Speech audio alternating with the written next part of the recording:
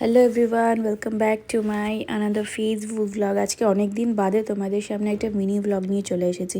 দেখে নিয়ে সেজে গুজে নিয়েছি। কোথায় যাচ্ছি রাসের মেলাতে। আমি, কাকি, মা, তানিয়া। নীলার আসার কথা ছিল, কিন্তু আনফর্চুনেটলি সেদিনকে নীল একটু লেট করে এসেছিল। এটা রাসের মেলা, আর অনেক দিন বাদেই বুঝতে পারছো যে ব্লগটা দিচ্ছি, কারণ আমার শরীরটা অ্যাকচুয়ালি ঠিক ছিল না। তো প্রচণ্ড পরিমাণে ঠান্ডা লেগেছিলো, ওরাদি আওয়াজ বেরোচ্ছিল না। এখন ভয়েস শুনে বুঝতে পারবে কি না জানি না। তো যাই হোক, এটা হচ্ছে বেসিক্যালি রাসের মেলা নয়, রাস পূর্ণিমা দিন আমাদের এখানে শ্রীগুরুর আর কি জন্মদিন ছিল। তো সেই উপলক্ষে আর কি সেদিনকে সারাদিন উৎসব থাকে, সারাদিন সকাল থেকে মানে 10টা-11টা থেকে আর কি মেলা বসে যায়। তো সেই মেলা দেখতেই আমরা আর কি সন্ধেবেলা বেরিয়ে পড়েছিলাম। আর আমাদের এখানে দেখো কত বড় একটা বজরংবলীর মন্দির আছে, তার চারিপাশ দিয়ে, রাস্তার পাশ দিয়ে আর কি একদম শ্রীগুরু শঙ্কর যে মন্দির আছে সেই মন্দির অবধি মেলাটা আর কি বসে। ছোট মেলা, সেরকম কোনো নাগরদোল্লা নেই, সেরকম কোনো চাউমিন এগরোলের দোকান নেই, কিন্তু নানান রকম এসব টুকটাক আর কি দোকানগুলো রয়েছে, যেগুলো আমি তোমাদের সাথে আর কি শেয়ার করছি। আর দেখো আমি কেমন পাগলের মতো লাইট দেখে কেমন পাগলের মতো হয়ে যায়। আমার খুব ভালো লাগে এরকম লাইট, এই টুকটাক ঘর সাজানোর জিনিসগুলো, আমার এরকম ছোট্ট ছোট্ট জিনিসগুলো আমি ভীষণ আর কি পছন্দ করি। আর আমি ভাবছিলাম ওই লাভ লাইটটা কিনবো নাকি, আমার এত ভালো লেগেছে, কিন্তু যা দাম বললো, তো আমি তখন ভাবলাম যে এটা একদম আর কি বেকার হয়ে যাবে এই লাভ লাইটটা কেনা।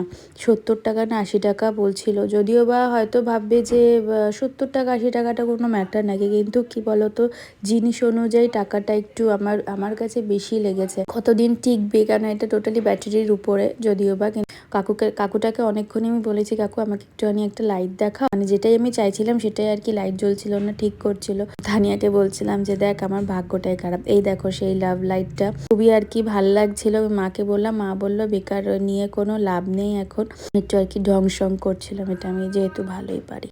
আর এই হচ্ছে সেই শ্রীগুরু সঙ্গের ওই মন্দিরটা, দেখো কি সুন্দর করে লাইট সজ্জা দিয়ে আর কি সাজিয়ে রেখেছে।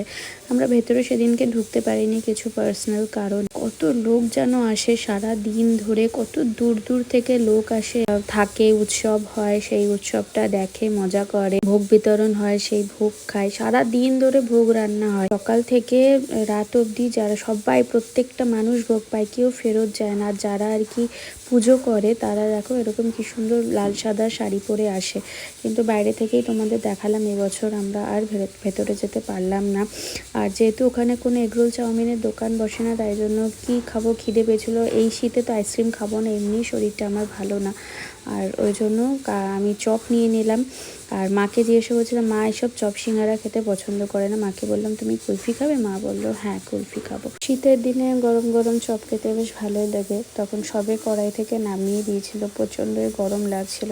যাই হোক, আর তো কিছু কেনার নেই মেলাতে সেরকম কিছু, কারণ বাচ্চাদেরই টুকটাক জিনিস পাওয়া যাচ্ছিল। আর রাত হয়ে গেছিল, দেখো সবাই গুটিয়ে ফেলছে, আমরাও বাড়ি চলে আসছিলাম। ফাইনালি মা মায়ের পছন্দের জিনিসটা এনজয় করছে। কেমন লাগলো আমার এই রাসের ছোট্ট মিনি ব্লগটা, সেটা কিন্তু তোমরা অবশ্যই আমাকে জানাতে ভুলো না। টাটা।